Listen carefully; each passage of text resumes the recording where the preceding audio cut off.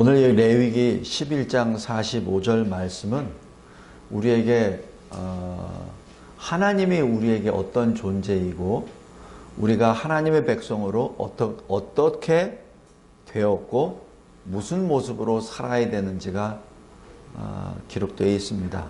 여기 보면은 나는 너희의 하나님이 되려고 이렇게 됩니다.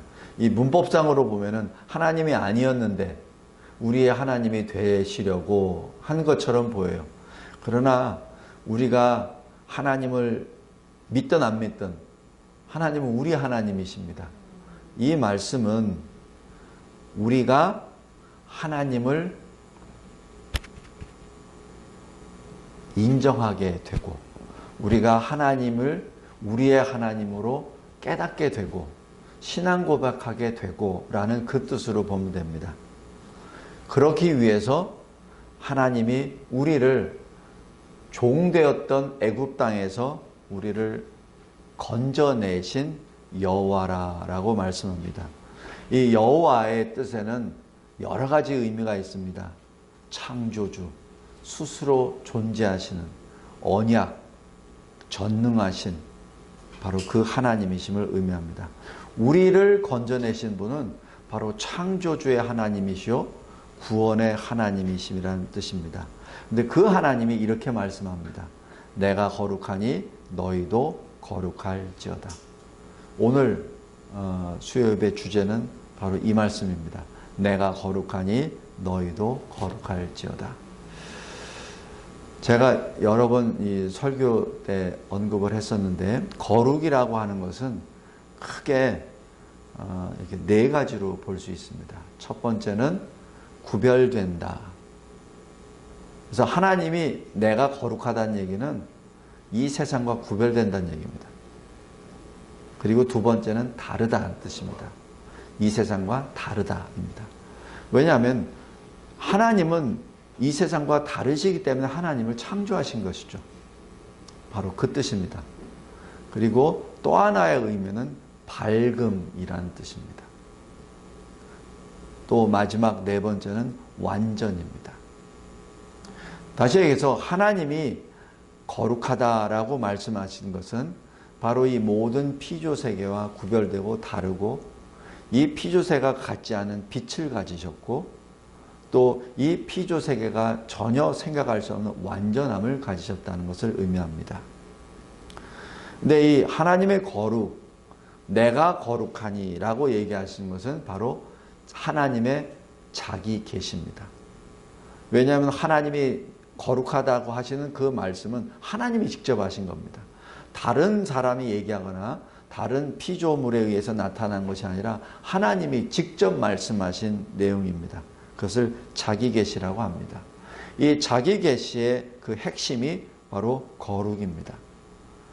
자, 거룩을 이사야서 6장에 보면은 이사야 선지자가 선지자로 소명을 받을 때 하나님 앞에 섭니다.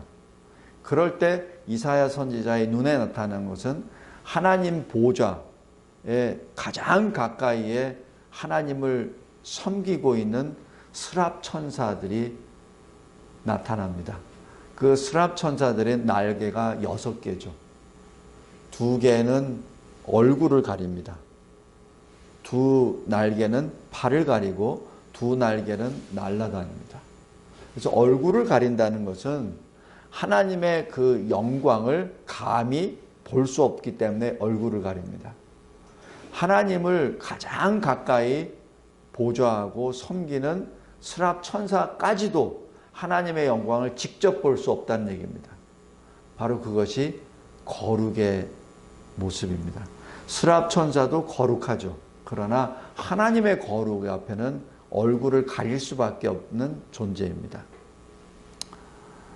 그런데 그 스랍 천사가 날아다니며 하는 말이 바로 오늘 말씀입니다.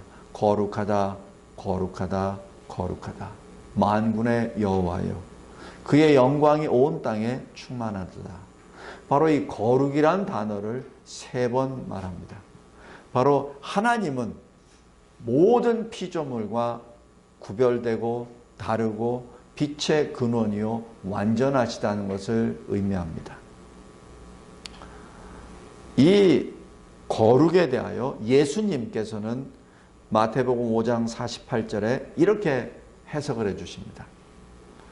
그러므로 하늘에 계신 너희 아버지의 온전하심과 같이, 여기서 온전하다는 얘기는 헬라어로 텔레이오스라는 뜻으로 영어로 하면 perfect입니다. 디모데후서 3장 15절에 말씀이 하나님의 사람을 온전케 하여라, 이거 온전한다는 얘기는 이 perfect가 아니라 자격을 갖춘 그런 뜻으로 해석이 됩니다. 다시 얘기해서 여기에서는 완전함입니다. 너희 아버지의 완전하심과 같이 너희도 완전하라. 다시 얘기해서 이 거룩이 완전함을 의미한다는 것을 예수님이 여기서 설명해 주신 내용입니다. 하나님의 거룩은 자기 계시라고 했습니다. 그런데 왜 자기 계시를 했죠? 하나님에 관한 지식을 알게 함으로 자기 백성을 의로운 삶으로 인도하시기 위함입니다. 그냥 하나님이 그냥 아무 의미 없이 하나님의 거룩을 나타내는 것이 결코 아니라 하나님께서 말씀하시죠. 내가 거룩하니 너희도 거룩하라는 얘기는 내가 이 세상과 다르니 너희도 세상과 다르게 살라는 얘기죠. 바로 거룩의 삶, 의로운 삶으로 인도하시기 위함입니다.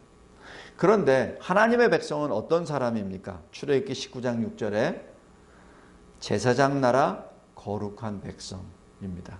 더 이상 이 세상이라는 애굽의 종이 아닙니다. 바로 하나님 나라를 증거하는 하나님 백성을 위한 제사장 나라요 거룩한 백성입니다. 그래서 레위기 19장 2절에서도 똑같은 말씀합니다. 너희는 거룩하라.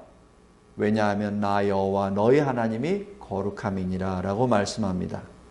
여기서 하나님께서 모세에게 분명히 말씀하세요. 너는 이스라엘 자손 온 회중에게 말하여라. 다시 얘기해서 이스라엘 온 회중이 바로 하나님의 백성임을 선언하라는 말씀입니다. 이사야서 42장 1절 6절에는 이렇게 말합니다. 하나님의 사람을 뭐라고 하냐면 나의 종, 내 마음에 기뻐하시는 자, 내가 택한 사람, 바로 이 사람이 하나님의 사람입니다. 바로 그 하나님의 사람을 어떻게 했다고요? 하나님께서 그의 손을 잡아 그를 보호하며 그를 세워 언약의 빛이 되게 하셨다라고 합니다. 그 빛은 어디서 나오죠? 하나님으로부터. 그래서 하나님의 백성이 된 것은 그냥 즐겁고 기쁨만을 누리라는 것이 아니라 사명을 받았다는 얘기입니다. 빛은 받았으면은 그 빛을 흡수할 수가 없어요. 빛은 반사시켜야 됩니다. 다시 얘기해서 하나님의 백성이 빛을 받았다면은 받은 빛을 반사시키는 것이죠. 그것이 온 나라의 빛이, 세상의 빛이 된다는 것을 의미합니다. 베드로전서 2장 9절에 그것을 베드로 사도를 통하여 성령께서 이렇게 말씀하십니다. 너희는 택하신 족속이요 왕같은 제사장들이요 거룩한 나라요 그의 소유된 백성이니 라고 합니다. 바로 이것이 우리 그리스도인의 정체성입니다. 우리 그리스도인은 하나님이 택하신 사람이요 왕같은 제사장이요 거룩한 나라요 그리고 하나님이 소유주이신 백성입니다. 그 결과 어떻게 되죠? 빛을 선포하라. 아름다운 복음의 도를 선포하라. 이 얘기입니다. 하나님의 거룩은 하나님의 본질적 성품을 의미합니다. 이 본질적 성품은 하나님과 비교할 존재가 아무도 없다는 것을 의미합니다. 출애굽기 15장 11절에 주와 같이 거룩함을 소유하고 행할 자가 누가 있느냐는 얘기죠. 이사야서 6장 3절에 거룩 거룩 거룩 만군의 여호와여. 그리고 아모스 4장 2절에 주 여호와께서 자기의 거룩함을 두고 맹세하시되라고 얘기해서 생명을 걸고 맹세하는 것이 아니라 바로 하나님의 거룩을 두고 하나님께서 맹세하신다는 뜻입니다. 그래서 다시 한번 말씀드리면 하나님의 거룩은 하나님의 본질입니다. 그런데 그 하나님의 거룩은 우리와 가까이에 있습니다. 하늘에 계시는 하나님이 멀리 계시지만은 그러나 우리와 가까이 계신다는 것을 의미합니다. 시편 89편 5절 7절에 보면은 주의 성실도, 여기서 성실은 주의 신실함입니다. 주의 신실함이 거룩한 자들의 모임 가운데 서합니다. 바로 우리 성도들 가운데에서 찬양한다는 얘기죠. 또 하나님은 어디에 계시죠? 거룩한 자들의 모임 가운데에서. 바로 그것이 마태복음 1장 23절의 임마누엘입니다. 하나님이 우리와 함께 하셔. 그 뜻입니다. 예수님께서 그것을 이렇게 표현하십니다. 두세 사람이 내 이름으로 모이는 곳마다 나도 그들 중에 있느니라. 바로 주님이 늘 우리와 함께 하신다는 것을 의미합니다. 이 얘기는 뭐죠? 혼자 기도하는 것도 좋습니다. 그러나 성도가 같이 모여 함께 기도하는 것을 주님이 더 기뻐하십니다. 예배, 혼자 예배 드릴 수 있어요. 제가 선교제에 가서 그런 경험 몇 번 했습니다. 왜냐하면 모여서 예배 드릴 수 있는 여건이 안 될 때는 혼자 예배 드릴 수밖에 없죠. 그러나 하나님께서는 함께 드리는 것을 더 좋아하십니다. 그런데 그 하나님의 거룩은 초월의 능력입니다. 접근할 수 없는 거룩입니다. 왜? 호세아서 11장 9절에 내가 하나님이요 사람이 아니니라. 그리고 창세기 3장 8절에 보면은 범죄한 아담과 그 아내가 바람이 불 때, 서늘해질 때 여호와 하나님께서 그 에덴으로 들어오시죠. 그때 어떻게 합니까? 숨어버립니다. 왜? 그 전까지만 해도 숨는 것은 없었어요. 하나님의 뜻하신 것을 알고 하나님이 원하시는 것을 행했었던 아담이었습니다. 그러나 죄가 들어오고 난 다음에는 하나님의 낯을 피하는 존재가 되었습니다. 다시 얘기하여 하나님의 거룩 앞에 나아갈 수 없는 존재가 되는 것이죠. 요한계시록 1장 17절에 보면은 사도 요한이 재림의 예수를 보게 되죠. 바로 그때 어떻게 되죠? 내가 볼 때 그의 발 앞에 엎드러져 죽은 자 같이 되매라고 기록합니다. 바로 이것은 영적으로 보면은 실은 죽은 겁니다.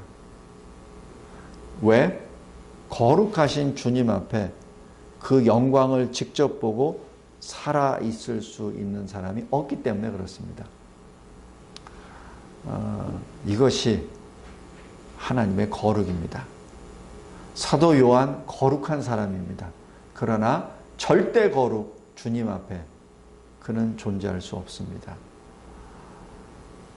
그런데 그 거룩은 찾으시는 거룩입니다. 누구를 찾으신 거룩이냐고요?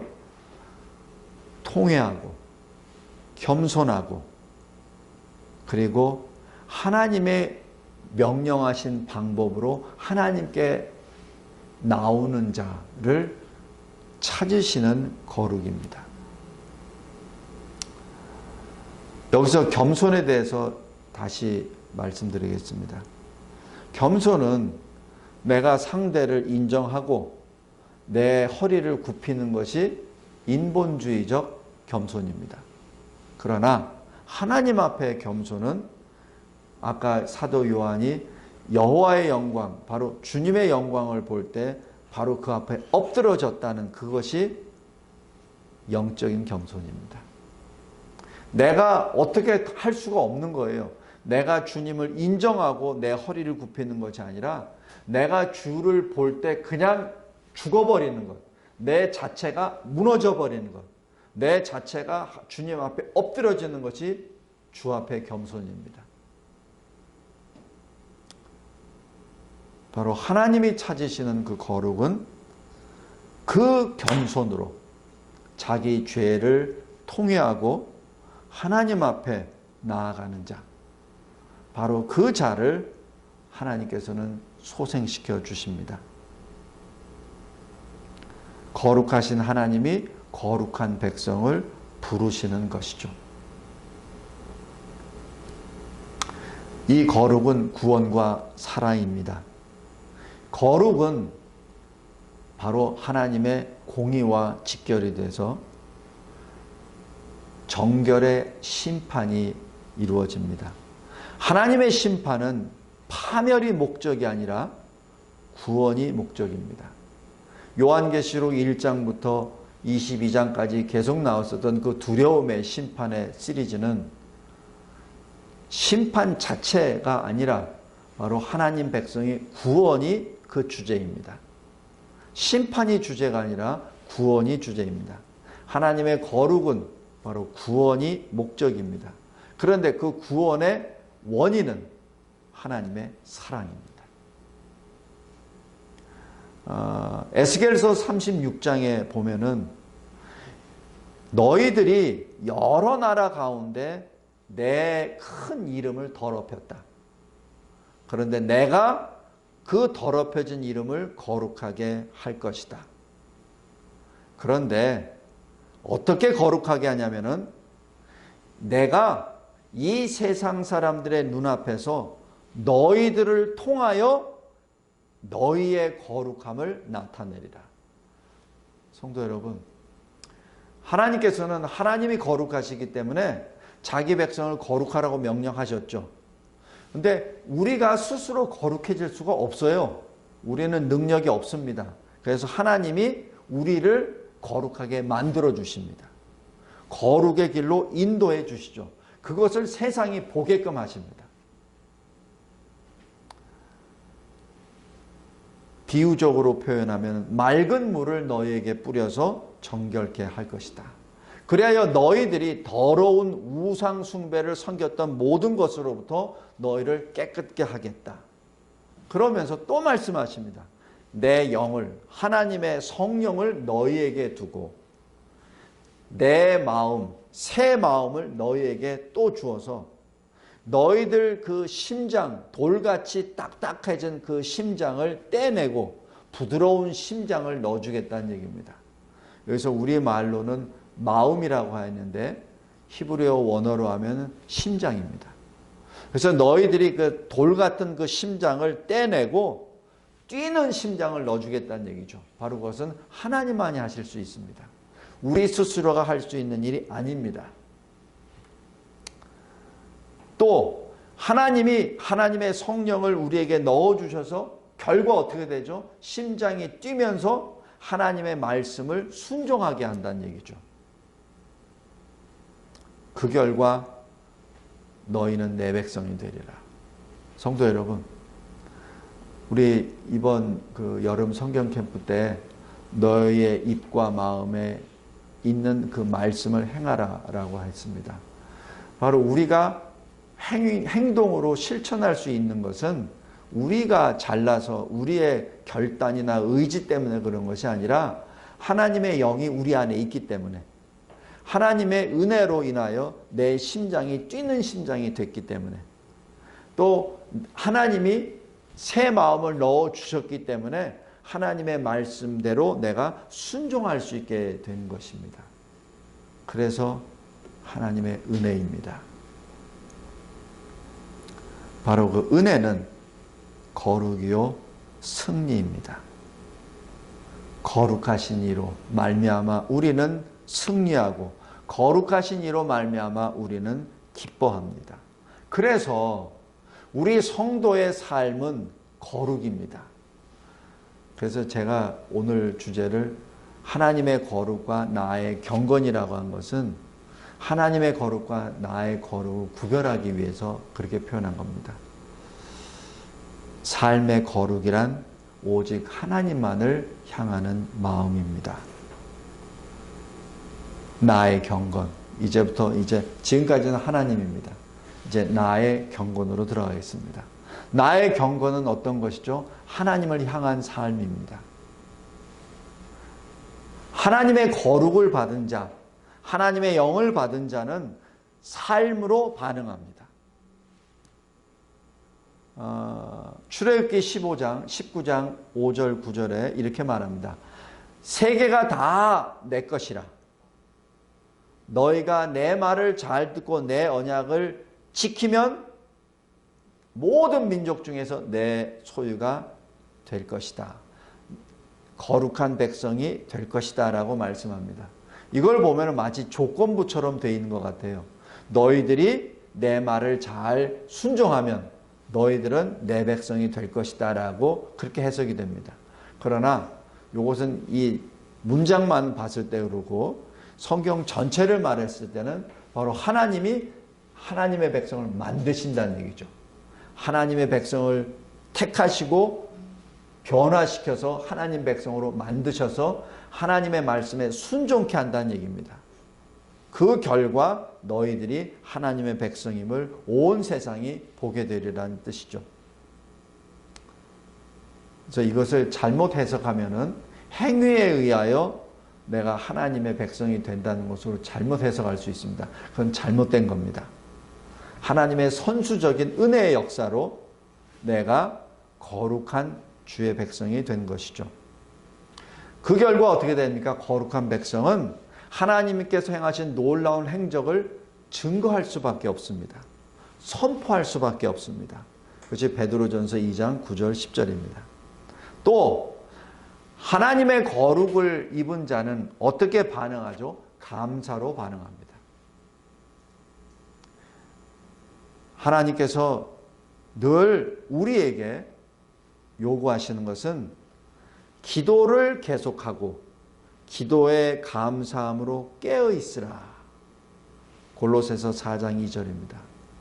우리가 기도를 할 때 늘 감사 기도를 하라는 얘기죠.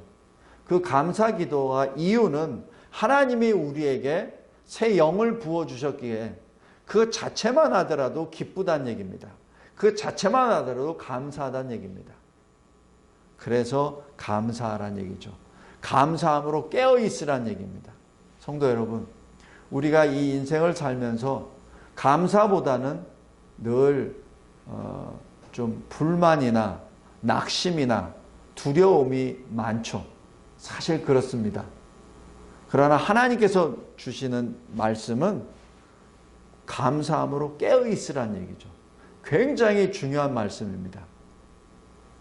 그래서 감사는 항상 감사해야 됩니다. 그 감사의 결과 항상 찬송의 예배를 하나님께 드리죠. 히브리서 13장 15절입니다. 자, 이제 오늘 나의 경건의 주제로 들어가겠습니다. 바로 기도입니다. 감사로 찬양하고 또 기쁨으로 반응하고 삶으로 반응하는데 거기에 대한 핵심이 바로 기도입니다. 소요리 문답, 웨스트민스터 소요리 문답 98번에 기도란 하나님의 뜻에 맞게 예수 그리스도 이름으로 자기 죄를 고백하고 하나님 은혜에 감사하며 각자 우리의 바람을 하나님께 드리는 것. 그것이 기도입니다. 첫 번째가 뭐죠? 하나님의 뜻에 맞게. 굉장히 중요합니다. 왜 나는 기도했는데 응답을 안 받습니까? 못 받았습니까? 1번부터 체크하십시오. 그것이 하나님의 뜻에 맞는 것인지 아닌지를 먼저 체크하십시오. 보통 내 뜻대로 내 뜻에 맞는 것을 주문하죠. 하나님은 그런 하나님이 아니십니다. 하나님은 결코 사람이 아니십니다. 우리를 다 보고 계시는 하나님이시오. 하나님의 뜻을 이루어 가십니다. 그 뜻을 이루는데 우리를 불러 사용하시죠. 하나님의 뜻에 맞을 때 하나님은 바로 응답해 주십니다. 5개 슬라이드 중에 첫 번째, 나의 경건 기도. 첫 번째, 하나님은 전능하시고 하나님은 모든 것을 다 아시는 분인데 나의 기도도 다 아시잖아요. 근데 왜 기도합니까? 내가 기도 안 해도 하나님 다 아실 텐데 왜 기도하죠? 예, 하나님은 우리를 통해 기도 내용 하나하나를 듣기를 원하십니다. 왜 그런지 아세요? 예를 하나 들었을 때 우리 어린아이에게 아이스크림이 있다는 주제를 놓고 아이가 아이스크림이 좋아할 것 같아요. 그래서 내가 먼저 아이스크림을 먼저 사줍니다. 그럼 그 아이는 고마운 생각이 없어요. 나중에 또 아이스크림 먹고 싶을 때는 아이는 어떻게 하죠? 안 주는 나에게 오히려 뭐라고 합니다. 그것이 죄인의 모습입니다. 하나님께서는 우리가 하나님께 낱낱이 기도하기를 원하십니다. 그랬을 때 하나님이 응답해 주시죠. 그랬을 때 하나님 감사합니다가 나옵니다. 그렇지 아니하고 기도하지도 않았는데 넙죽넙죽 계속 이렇게 주게 되면은 영어로 하면 스포일드라고 하죠. 그 아이를 망치게 됩니다. 이것은 뭐 적합한 예는 아니지만은 하나님께서는 우리를 기도를 통하여 더욱더 거룩의 길을 걸어가도록 인도하십니다. 하나님은 그래서 우리에게 구원을 약속하셨지만 우리가 기도하기를 원하십니다. 그래서 우리가 기도하고 또 기도하고 간구할 때 우리의 구원을 이루어 가십니다. 빌립보서 3장에서도 사도 바울이 이렇게 말합니다. 내가 얻었다 함이 아니요 라고 말합니다. 그 얻었다 함이 아니요라는 내가 구원을 얻었다 함이 아니요라는 얘기는 바로 성화를 말합니다. 칭의의 구원이 아니라 성화, 거룩의 모습으로 가는 그 길을 말합니다. 하나님께서는 우리에게 늘 기도를 통하여 그 거룩의 길, 성화의 길을 가기를 원하십니다. 그래서 에스겔서 36장 37절에 보면은 이렇게 말씀하십니다. 자기들에게 이루어지기를 내게 구하여야 할지라. 그냥 가만히 있어도 내가 너희들을 구원할 거니까 70년 후에는 내가 너희들을 다시 구원해낼 거니까 걱정하지 마. 그게 아니라 계속 기도하라는 얘기입니다. 예수님이 이렇게 마태복음 7장에 이렇게 해석하십니다. 구하라. 그러면 너에게 주실 것이요. 찾으라. 그러면 찾아낼 것이요. 두드리라. 그러면 너희에게 문이 열릴 것이니라. 하라는 얘기입니다. 하나님께서 우리에게 기도할 수 있는 마음을 주셨고 기도의 제목을 주셨습니다. 그렇다면 기도하라는 얘기입니다. 그 하나님은 나의 기도를 기다리고 계십니다. 예레미야 29장 12절 13절에 이렇게 말합니다. 너희가 내게 부르짖으면 내게 와서 기도하면 내가 너희들의 기도를 들을 것이오. 지금 이 바벨론에 끌려가기 전에 또 일부 끌려간 이스라엘 백성들에게 하나님이 주신 말씀입니다. 너희가 내게 부르짖으라. 그러면 내가 들으리라. 그리고 네가 내 앞으로 와서 기도하라. 그러면 내가 들을 것이라. 온 마음으로 나를 구하면 나를 찾을 것이요 나를 만나리라. 지금 여기 느부갓네살에 의해서 바벨론 포로로 끌려가기 전에 예루살렘이 완전히 멸망 그 직전에 하나님이 주신 말씀입니다. 왜 이런 말씀을 주셨을까요? 기도 안 했다는 얘기입니다. 예배 안 드렸다는 얘기입니다. 그런데 외견상은 다 드렸어요. 성전이 무너지기 전에 제사장들도 많았고 서기관들도 많았고 하나님의 사람들 소위 이스라엘 백성들 유다인들 다 거기서 예배 드렸어요. 근데 하나님이 왜 이런 말씀하시죠? 거짓 예배, 거짓 기도를 드렸다는 사실입니다. 그래서 70년 포로 생활을 할 수밖에 없죠. 하나님은 나의 기도를 기다리십니다. 두 번째, 하나님은 하나님을 찾는 사람, 기도하는 사람의 가까이 계십니다. 하나님은 편재의 하나님이세요. 우리가 어디에 있든지 하나님은 기도를 들으십니다. 요나서 2장 2절에도 이 물고기 뱃속에 있을 때에도 하나님은 아시죠? 그래서 요나가 고백합니다. 수올의 뱃속에서 부르짖었더니 주께서 나의 음성을 들으셨나이다 라고 기록합니다.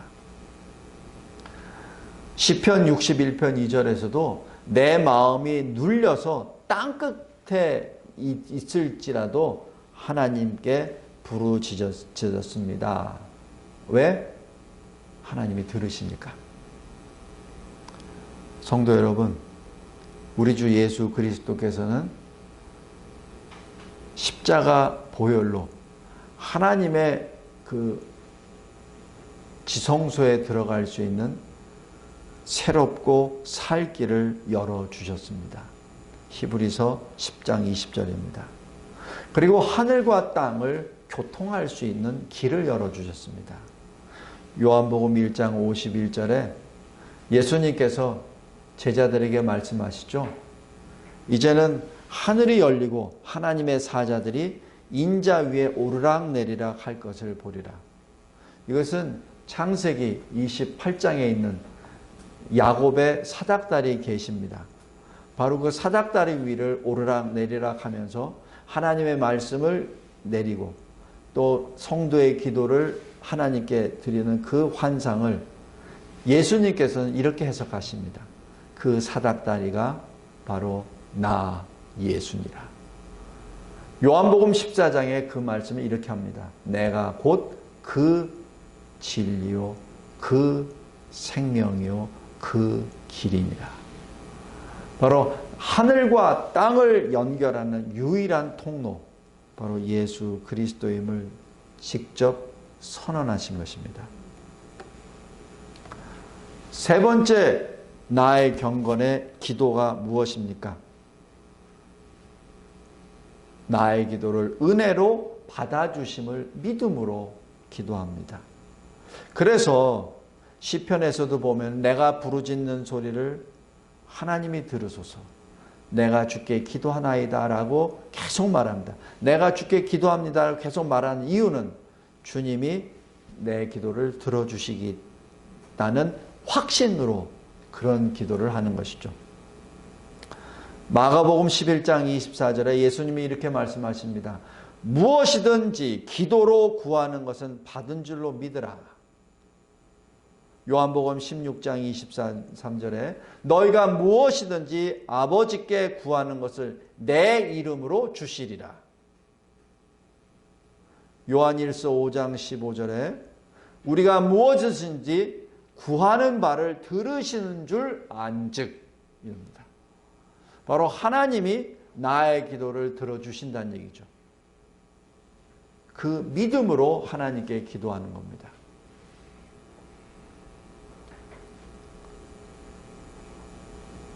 하나님은 우리의 솔직한 기도를 받으십니다. 제가 어느 집회에서 이렇게 보면은 특별히 이렇게 이제 이 대표 기도 하시는 분들이 특히 이제 연륜이 많으시고 나이가 지긋하신 분이 이 공기도를 하실 때 이 기도인지 설교인지 모를 정도로 하시는 분들이 있어요. 그건 잘못된 겁니다. 기도는 하나님께 드리는 것입니다. 그것이 개인적으로 기도하든 공적으로 기도하든 하나님께 기도하는 겁니다. 누구를 가르치려고 자기가 얼마나 많이 알고 있다는 것을 나타내려고 하는 것은 기도가 아닙니다. 하나님은 솔직한 기도, 우리 마음속 깊은 곳에 있는 것을 드리는 그 기도를 들으십니다. 예레미야가 3장 56절에 탄식이다, 부르짖음이다 라고 말합니다. 로마서 8장 26절에는 내가 마땅히 기도할 바를 알지 못한다 라고 기록합니다. 이사야서 38장 14절에서는 내가 제비같이 학같이 비둘기같이 지적이고 슬피 웁니다 라고 기록합니다. 성도 여러분,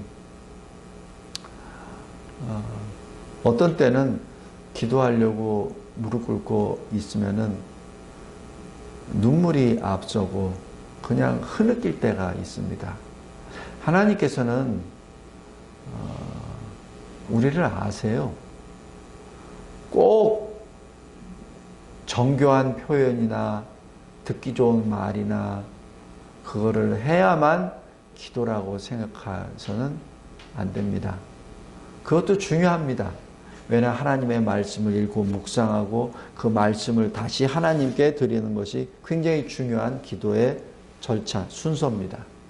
그러나 어떤 경우에는 말을 할 수 없는 때가 있습니다.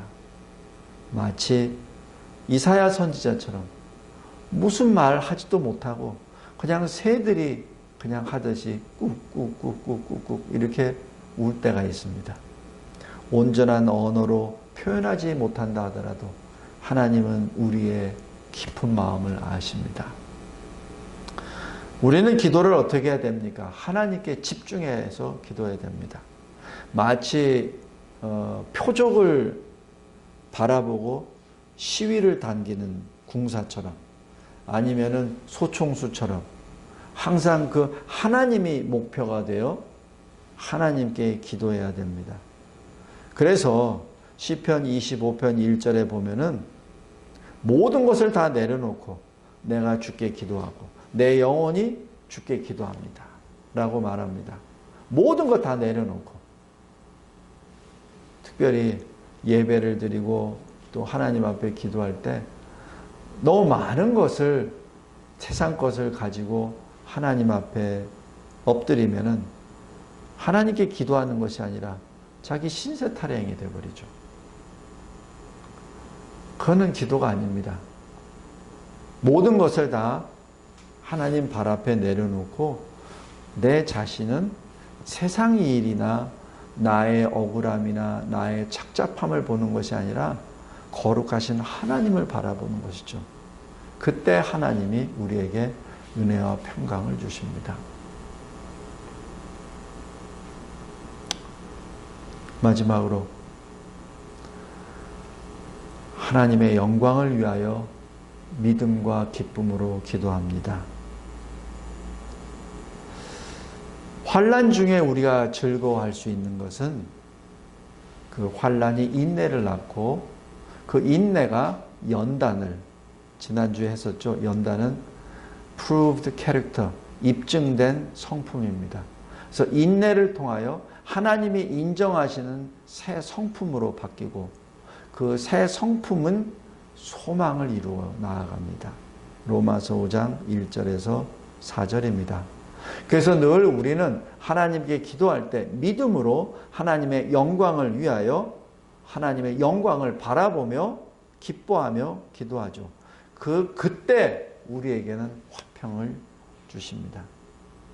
마지막, 어떤 일로도 기도가 방해받아서는 안 됩니다.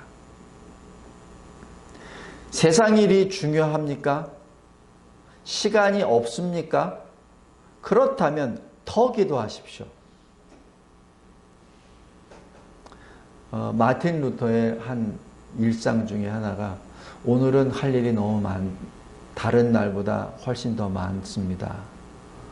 그래서 나는 하나님께 더 무릎을 꿇는 시간을 더 가졌습니다. 라는 고백입니다. 사실 쉬운 인생 고백은 아닙니다. 그러나 우리 믿음의 선진이 했었던 겁니다. 불가능한 것이 아니라는 것을 의미합니다. 기도로 하나님께 더 가까이 나아가면 나아갈수록 하나님의 응답이 이루어지고 우리가 생각하지 못했던 형통함을 입게 됩니다.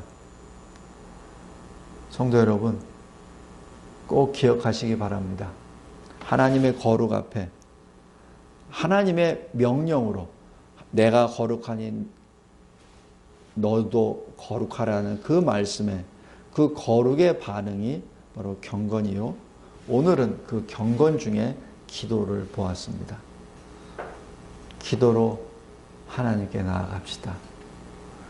여러분의 상황이, 여러분의 모든 형편이 기도를 막습니까? 그렇다면 주 예수 그리스도의 이름으로 더 기도하십시오.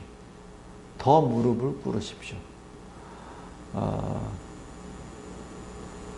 사도 요한이 90 몇 세 때 이제 죽지 않습니까? 그래서 사도 요한의 무릎은 낙타 무릎이라는 별명이 있습니다. 낙타 무릎 아시죠? 낙타 이게 사막에 보면 이렇게 보더니 무릎 꿇잖아요. 그래서 낙타 무릎 자체가 굉장히 다른 이 부위보다 훨씬 두껍고 큽니다. 그래서 사도 요한의 무릎이 별명이 낙타 무릎입니다. 사도 요한 12제자 중에 가장 어린 제자, 성질도 급해서 번개, 벼락이라는 별명을 가진 그 사람이 나중에 90세가 돼서 쓴 요한 1서, 2서, 3서를 보면은 사랑이라는 말씀을 증거합니다. 그 불갔었던 그 성품의 요한이 바뀐 것이죠. 그리고 그 불갔었던 그 사도 요한이 재림 예수를 보고 기록한 것이 요한계시록입니다. 사도 요한, 그 계시를 받을 때 어떤 자세로 계시를 받았을까요? 바로 낙타 무릎입니다. 성도 여러분, 여러분의 기도 시간이 얼마나, 하루 24시간 중에 여러분의 기도 시간은 얼마나 됩니까? 그 기도 시간을 늘려가시기 바랍니다. 특별히 나이가 드신 분들은 특별히 더 권면합니다. 우리 이제 8월 달에 여름 성경 캠프 때도 마찬가지입니다. 행하라 하는 것 중에 무엇을 행해야 되는가를 생각할 때 기도를 먼저 생각하십시오. 하나님이 우리에게 주신 거룩, 내가 감히 하나님의 거룩이라고 표현할 수 없기에 나의 경건이라고 표현합니다. 그 경건의 삶의 1번이 바로 낙타 무릎입니다. 기도하겠습니다. 하나님 아버지, 감사하고 감사합니다. 하나님께서 저희들에게 주시는 귀한 생명의 말씀, 그 말씀이 늘 우리를 변화시키고 우리에게 새 용기를 주시고 또 찬송이 됩니다. 하나님, 하나님의 그 거룩을 입은 우리 모든 성도들, 주의 거룩으로 이 세상에 살면서 하나님 앞에 경건의 기도로 부르짖는, 그리하여 하나님의 마음에 합한 주의 거룩한 성도들 되게 하옵소서. 예수 그리스도의 이름으로 기도드리옵나이다. 아멘.